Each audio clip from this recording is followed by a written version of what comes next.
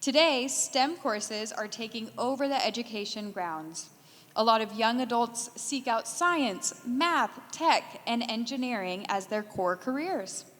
So more than ever, it has now become crucial to equip our students with the skills and knowledge to thrive in these fields. To help us navigate the tough competition and guide us through the waters, our esteemed panelists will share their insights on the next topic of discussion: best practices for STEM education in 2023 and beyond.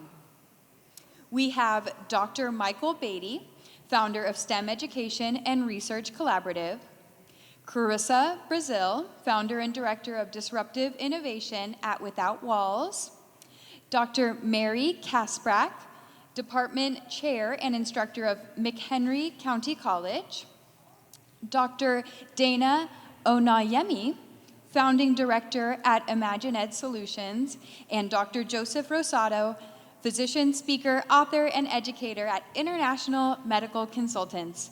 All right, guys, put your hands together and welcome our experts on the stage.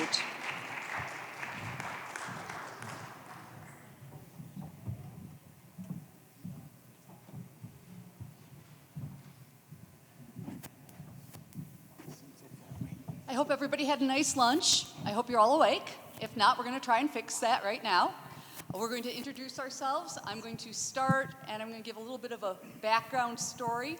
My name is Meri, and I work at McHenry County College. And I'm very proud of being a teacher for 23 years. I'm also very proud of my 3 children. I'm going to tell you a little story about my youngest son, Matthew. They're all in their 30s.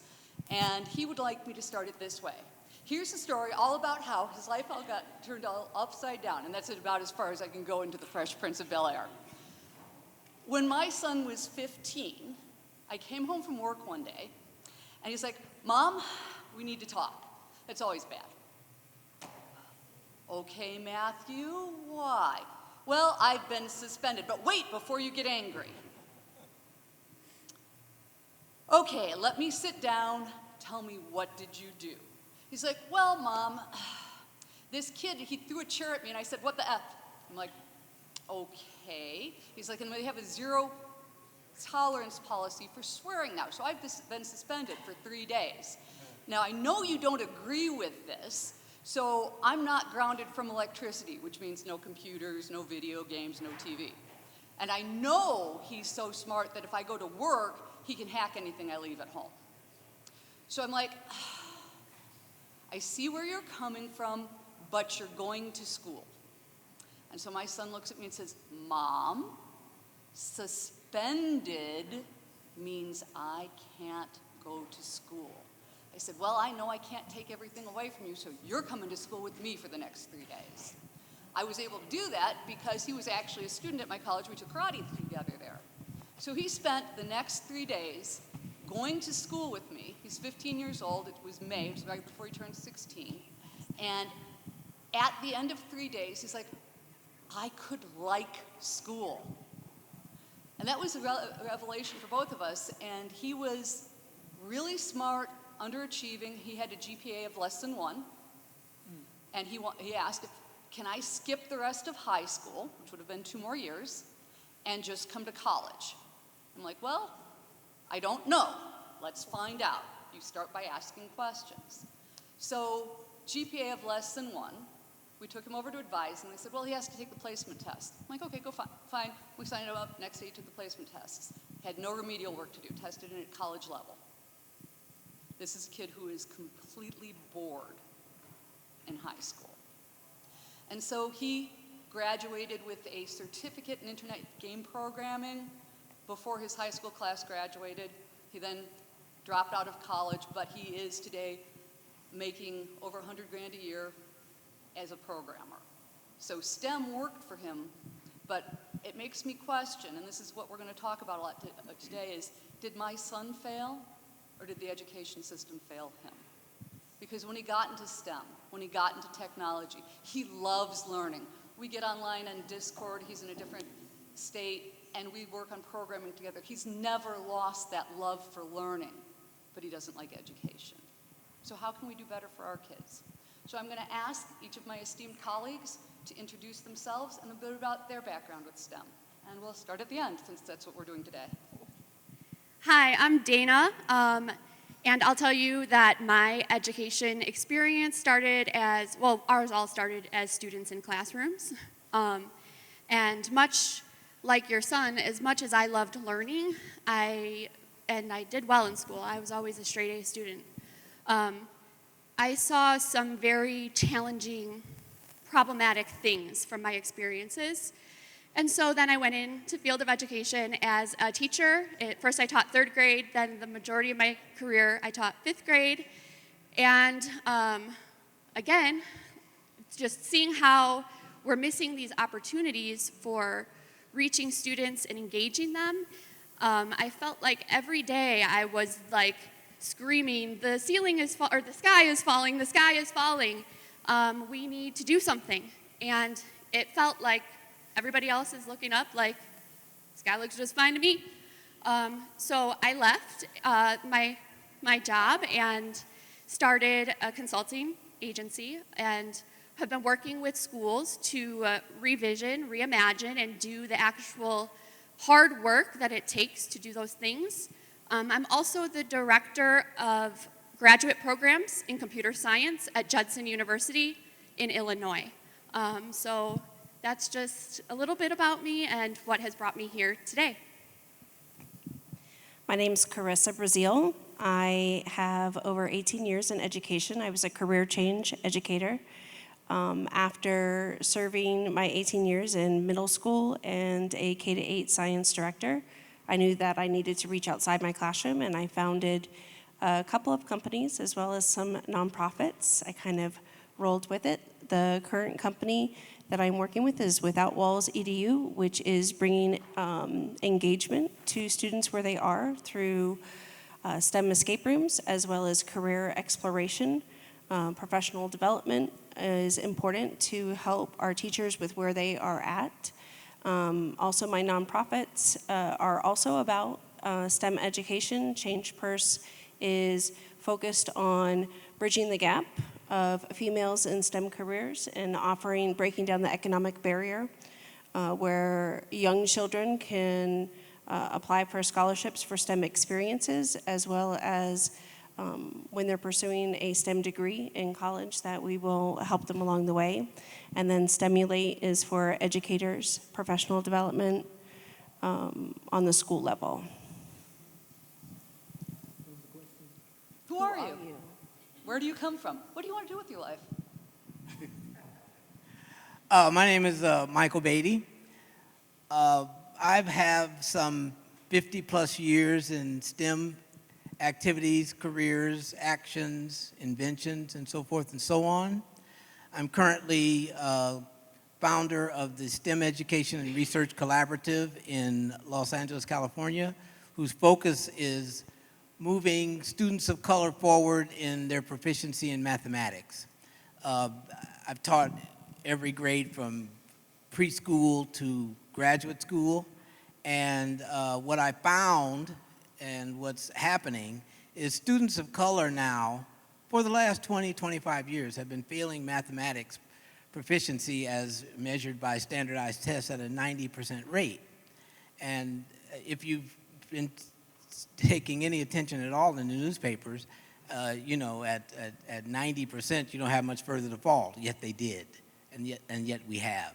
So in my laboratory and in my work, I've gotten grants in early childhood, working with daycare centers, with parents. I have a STEM lab, mostly math, science, and engineering, where students are able to build things. I do boot camps for major engineering firms to get interns for them, for students of color. And I'm really focused now on scaling our projects nationally to get students of color proficient in mathematics so that they might be able to participate in the 21st century economy. Thank you. Hi, I'm Dr. Joseph Rosado. I am a primary care physician by trade. My history is long and varied. I started in healthcare at the age of 16 as a certified nurse's aide, so I worked my way from the bottom up. Then I became an EMT, emergency medical technician, then paramedic, then cath lab technician, then chiropractor, then medical doctor, and then I got an MBA in healthcare management. Presently, aside from being a primary care physician, I'm an adjunct professor at Lake Erie College of Osteopathic Medicine, which is based out of Lake Erie, Pennsylvania, with satellites in Bradenton and Jacksonville, Florida. And so the question I always get as a physician is, well, as a doctor, what does STEM education have to do with you guys? Well, science, okay, they kind of understand the science part. And they're like, but math? I'm like, well, if you don't know how to do math, how are you going to dose a patient? You have to dose them based on milligrams per kilogram. If you don't know how much they weigh and you don't know the milligrams, how are you going to dose them? Now you're going to overdose them or underdose them, especially if you're dealing with pediatrics. Okay, so they give me that one. Then they go, okay, well, technology? I said, well, technology and engineering in medicine, robotics. There's physicians that are doing surgeries in Central Florida to patients in Peru. And the surgeon is in the comfort of his operating room in Orlando, and his patient and the surgeons in Peru he's operating and they're working with the robotics. So it encompasses all areas. Thank you. Okay, now that we've met everybody, one of what I think was the most interesting questions we came up with, which is why it's first, is if you were going to give advice to somebody who's entering the STEM education field right now for the first time, what advice would you give to somebody? And again, we'll start at the end. Yeah, I think it's really a challenge to enter education as a profession, whether it's STEM or anything. But my advice would really be to have an open mind and have the willingness to ask yourself hard questions about your own practice and how you know what you know and how you came to know those things, and how much of that had to do with systematic instruction in a classroom and how much of it had to do with exploring and inquiry and unpacking a problem and looking at something that's complex from multiple different angles. So that would be my advice. Make things more complex than less complex, and really try to unpack things with an open mind and a creative mind, because the jobs that we're preparing students for today don't even exist yet. And our school looks very similar to how it did when any of us were elementary or middle or high school students or college students. So yeah, really just scrutinize your own practice and how you came to know what you know, where did it come from, and then try to make that transfer into your pedagogy, because you will get more from the real experiences than from a book that you read in a classroom about how to teach STEM. So. I love that. I'm completely against cookie cutter teachers, how they try to teach the teachers how to teach in one specific way. We frown upon it with our students, trying to meet their individual needs, but yet teachers are kind of taught the same way. So really kind of looking back to how you learned and your experiences growing up and becoming that unique individual to meet those students in your classroom. I have three quick pieces of advice for educators entering into STEM education. First, understand that, and this is my opinion, that STEM is not it's not just about the individual subjects, but the skills that develop when these subjects come together purposely. Critical thinking, collaboration, problem solving. If we can find a way to measure the growth in those areas in STEM education, I think we're on the right path, because those skills are transferable to any career in the future, whether we know it or not. Celebrate failure since day one, right? Teach them to take risks and that it's okay to fail. That's prevalent in every STEM field. Fail forward, fail fast, fail early, fail forward. So teach them that it's okay and start that from day one. And the last one is just hands-on, hands-on, hands-on. Everything should be hands-on. You can start a subject by doing an activity and have them reflect on it.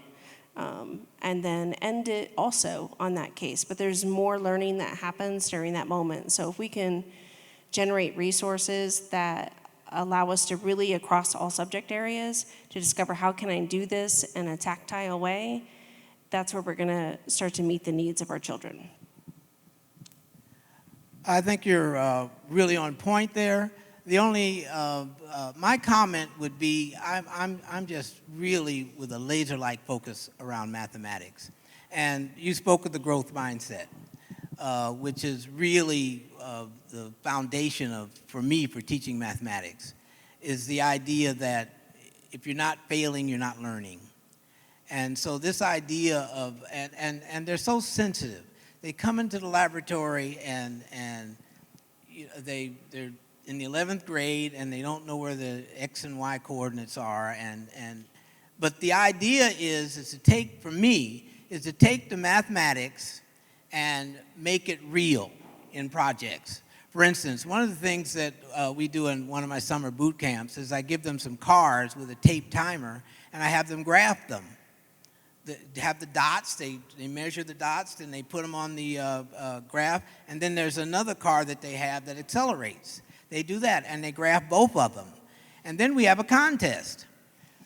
I want you to, however way that you want to do, be it through trial and error, do it through simultaneous equations, do it through moving the car and trying different things so that they both finish at the finish line at the same time. And you know, I don't allow mobile devices in the laboratory, but in this case, we set up a stand and we take their phones and they actually watch the cars go across the finish line. So they learn how to do simultaneous equations, they learn how to graph, they learn what an acceleration curve looks like as opposed to constant velocity. So it's all about the mathematics for me, because once you do that and you have these activities, then you are really prepared to become a scientist or any of those other kinds of things, because you've seen how these things are useful. When you're in an algebra class and they do, and they give you the substitution method for finding where two lines intersect, so what?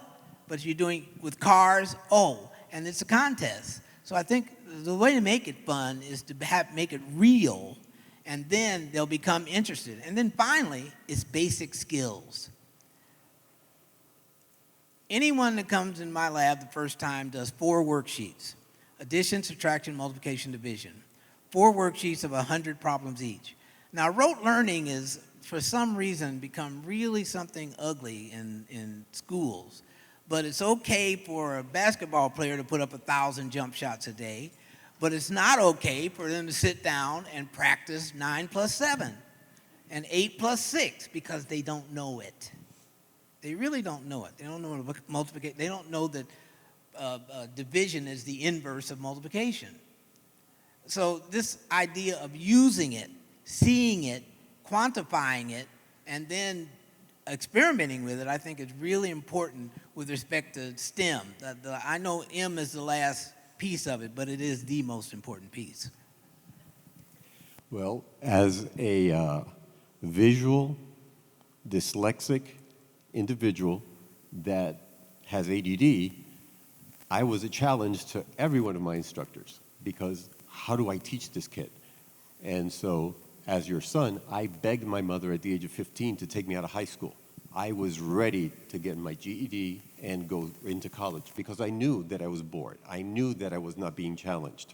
And so I begged her, and of course my mom is an educator, and it's like, no, you need the social, what is it that you teachers like to use a lot? Social what? Social emotional Yeah, learning. socialization. I'm like, I'm going to be socializing with college students. Yeah, but you're 15, you're going to be 16, you're too young, like whatever. Anyway, so I was begging. My recommendation is know the student. Take the time to learn the student, kind of like one of my colleagues mentioned already. But understand, when I get a student that comes in that shadows me or shadows my team or my office, the first thing we do is I interview them. And I get in their head, not how do you manage a heart patient or how do you manage high blood pressure, but what are you interested in? You're a third-year medical student. You're a fourth-year medical student. Thus far, what areas in medicine are you interested in? What piques you? And so now they're talking about themselves. But if someone is telling me, I want to be an orthopedic surgeon, then I'm not going to be dealing too much into the clinical aspects of medicine, although he's got to be a clinician to be able to make his diagnosis. And like my colleague here said, it's incorporating, bringing everything, but take the time to know who they are initially, and then from there you can create a treatment program, an educational program, so that the individual can excel, and now they're proud of themselves and what they've accomplished. Thank you, everybody. So we've all been around on this planet for a little while, and we've seen a lot of disruptive technology. And just going back in my lifetime, not forgetting things like microwaves and cool things that had happened like that, computers, very disruptive technology. The next big disruptive technology that screams at me is the internet, hugely disruptive technology. And then we got to portable phones. Having this replaces a camera, a flashlight, my teacher said I wouldn't have a calculator with me everywhere. She was wrong, but the most recent piece of disruptive technology is AI. And ChatGPT has had an impact. We're one semester past having it available to everybody. Please talk about how the last few months since it's been released have affected you and your students, and how you're going to address that disruption going forward. Yeah, in the higher education space, this is like all we talk about is how disruptive ChatGPT has been, and all the other versions that are out there as well. And I've sat down with some colleagues who I've heard they believe truly, even though we've had all these other disruptive technologies come along the way, they truly believe that this is like the end of times as an educator, that there's no such thing, that we don't have to teach them anything anymore, we're not even needed, we could just have AI do that. And that's very far from the truth, and the students themselves, they're very unfamiliar with the technology and how to use it effectively. And what I hear from everyone is we need to start banning it. Maybe we could go back to blue books and start giving tests in blue books, which is actually not pushing us in the forward direction where we need to go. So I just try to model and use it as much as I can and bring it into my life and show and explain. One thing that I did with some freshmen is we did honest or dishonest. And I had them take out all their different assignments they have for all their courses. And we just started, they would tell me something they had to do for the assignment, and I would just start typing in ChatGPT, and then they'd watch it roll on the screen, and they'd be like, wow, that's amazing. And I'm like, right, so now you just copy, paste, put your name on it, and turn it into your professor, right? That's honest or dishonest? They're like, that would be dishonest. But it's really complex, and they don't know, and if we just take the tool away from them and say automatically because there's gonna be people who use it dishonestly, that it should be banned or it shouldn't be used. When really we should be proactive in teaching and modeling how to use these things as tools to make ourselves better instructors, but mostly to make the learning more engaging and interactive and personalized. If you know the capacity and the potential for what some of these disruptive technologies can do for us, I'm hopeful that this is actually going to change, not the end of times for education, but it's the beginning of times. That it's a rebirth and a renewal. So that's really how I view that particular piece of technology, and I think that with conferences like this where we can come together and have these conversations and see that we're all having these in isolated places, let's start doing this more systematically and having these conversations collaboratively, collectively, and wide out in the open instead of behind closed doors. So I am going to discuss it as an educator. I have stepped out of the classroom this year, but I still dialogue and have my pulse within the classroom with working as a professional development. And so the conversations have come up. And on the tip of my tongue, this is my first impression, is that this is the teacher assistant that we've all wanted as an educator. So we've all have wished that we could have something to support us. And using this new technology, there's platforms that are out there that are there to simplify grading for us, to create dialogue with students as like a teacher assistant to help them with homework. But on the very simplest form, it allows me, even as an entrepreneur, to streamline my work from emails to conversation starters to lesson plans. As far as a starting point, a jump-off point that would normally take me, a couple of days to do, I can do in 10 minutes. In addition, on a very basic knowledge of AI, or the chat GPT, you can personalize learning very easily for people that are on different reading levels. And then again, there's platforms that are based out of AI that take it to a whole other level where they will teach the child to where they are at, and give them that personal chatbot. So I see this really the beginning of education going in the direction that it needed to go into. We're focusing on the bad, like the only thing that they're talking about is that students are going to cheat. They're not going to learn from it. Well, they've been doing that with Google all along, right? So how do we combat that? How do we teach using AI, starting them off and having them understand exactly what it is so that they can become creators with AI? Have we started to have that conversation of what that would look like on the very basic level? And I think that's kind of where the starting point is. Thank you. Well, you've heard that side. Now you're going to hear something totally opposite. AI is the devil.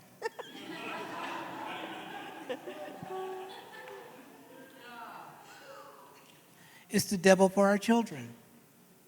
Where's the creativity? Where's the thinking? Where's the, what do I call it? I don't know. You say devil. well, okay, hell devil. The failure thing. What's the name of that? I'm old. Mindset. Where's the growth mindset that has proven itself at every level? Without failure, there's no learning. So you go in there, you type something in, and you turn it in, and the teacher says, "Well, I'll just do this." Well, I mean, it isn't healthy for our children. It just isn't healthy. Where's the work? Where's the research? How do you do a dissertation? How do you create anything? And what happens when Hal turns everything off? Y'all remember Hal from 2001? Yeah. Well, 20 years ago. But no, I'm a mathematician. I'm a scientist. I've owned internet service providers and the whole schmear. I just don't see it happening, and it's especially dangerous for those students who don't know anything. Our high school students don't know any mathematics. We've got a generation of students that aren't going to be able to do anything because they can't even touch type, by the way. Children can't touch type anymore. So you pull out Alexa and you say, "Alexa, write me an essay about this." And the teacher might go in and, type in a couple phrases to see if they come from somewhere else, but they may not, because AI will start protecting itself to make sure it gets used. So I just don't think it's for young people. I know it's not for them in mathematics. Can't learn mathematics from a computer. That's you going through the hard work. That's you doing that memorization. That's you doing those activities to see what's happening. And then maybe you could automate something, but AI just isn't. And just like mobile devices have changed our children, their attitudes, their mental well-being, all those things, and that's just social media, which is under control of AI, and now has control of our children with these mobile devices. You've been in the store and you've seen a 2-year-old with a tablet. And if you look them very closely, this is what they look like. Just in another world. That's not healthy. AI, the beginning of the zombie apocalypse. Couldn't help myself. Because they are turning into zombies, just walking around looking at the screens. One of the key phrases that I use in my office, that last year on my 60th birthday, my staff got a Yeti for me that reads, "Do not confuse your Google search with my medical degree." And I have 27-year-old twin daughters, and one of them is pre-law, and she's got one more year left. She graduates next August. And we're talking 2 weeks ago about her preparing for her LSAT and what she's going to be doing and so on and so forth. And so we're creating with her counselors and myself, her dad, she talks to her counselors, but she always wants to hear what dad has to say, so we're having a conversation. And then she says, "Dad, you're not going to freaking believe this." And she didn't say freaking because she is, my daughter. Yeah. Yeah, exactly. That's what she said. She is my daughter, and I'm from the Bronx, so you know what the F word really was. She's like, "You're not going to believe what they freaking did to my schedule." I'm like, "What do you mean? What did they do to your schedule?" "My last semester, my last year in college, I got to take effing geometry." And I'm like, "Yeah, so what's wrong with that?" "Well, geometry? I'm going to be a lawyer. What the hell do I need geometry for?" And it's like, "Baby, that's not math. That's teaching you how to think. You got to be proving, they're going to give you proofs, and you got to be proving all these things. That's how you develop your mind, so when you are in the court of law and you're defending somebody, you got to think logically and categorically down the path and create algorithms that if you use this argument and somebody comes and knocks that argument out, then you've got to come up with an alternative, and that's how you're developing your mind." And so, I spoke, and there was like, "Yeah, whatever," because she is 27. And then, of course, but 2 days later, she went to ChatGPT and wrote in AI, and everything I told her came up why she needed geometry. So she called me back and said, "You know what, Dad? Every once in a while you do know what you're talking about." A good use for ChatGPT. Prove your parents right. So we have 10 minutes left, and I'm going to try and keep us on that time. So we're going to do one more question. And we've said many times today, we are preparing our students for careers that don't exist yet. How are you going to do it? Yeah, well, I do think that it takes the full STEM curriculum to do that. I think we're on a STEM panel, but when I work with K-12 schools, I see just curriculum. That's the curriculum that we test, that we use to gauge our success of our schools, science and math, and taking the tests to prove it. I think we need to teach differently, and that we need to teach the full STEM range, technology and engineering included. And I think what that looks like is creating these spaces, just like what you were, describing to your daughter about the power of geometry, but these places where you can think and explore and inquire and unpack. I know that with 5th grade students, they spent the first 20 minutes of the day playing with different materials that they can start to see themselves and think like engineers. Because thinking like an engineer is about seeing the problem and being able to come up with many solutions to how to address that problem and to do it systematically and all of that. Mathematically, bring that in there. We need the full STEM spectrum and infuse that into our teaching so that we're creating vibrant spaces where the students are excited. They skip in every day ready to figure out what new math, science, discovery that they're going to come up with today, and then they can go and use tools, the tech tools, ChatGPT included, to then synthesize and create and put their learning out there. It doesn't mean that we're using these different things to do all of the work for us. Our biggest, most important work as educators is to teach the students how to navigate life with these abundance of tools, of tech tools, and how do we encourage them, again, through exploration and inquiry, to unpack their own learning and think for themselves, but without thinking that these things are taking away from the critical thinking. They enhance one another. So science, technology, engineering, and math, the reason why they all go together to form STEM is because they work together and they inform one another, and they give you the capacity to think and unpack complex problems. And that's really what we're all dealing with, whatever job it is that they will occupy one day, is complex problems. We have a lot of complex problems that need to be solved, and as educators, we're breathing and empowering that solution mindset into our students. So, thank you. So I was going to say something completely different, talking about how I really do believe in those transferable skills. For almost 10 years, I focus on STEM with engineering, but a very quick story came to mind about my second year of teaching that kind of changed the way that I looked at education going forward. During a math lesson in 6th grade, a student approached me with a problem that we were doing in ratios, and his computation was right, but he came to me confused, and he didn't understand the actual problem, the real life part behind it. Now, as a second year in education, I still knew that my response was very important in how I responded to him and the way that I made him feel, but he did not. It was a ratio on how much milk comes from cows, different cows, something along that line.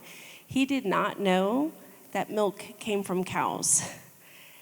And there wasn't a language barrier, there was no learning deficit. He just didn't know. And that sank in for a while, that this 6th grader, a 12-year-old, didn't know that milk came from cows. And it really kind of opened up my own learning style to students about what I refer to as experience diversity, that if he just didn't know. So if they don't know about it, how can they dream about it or plan for it?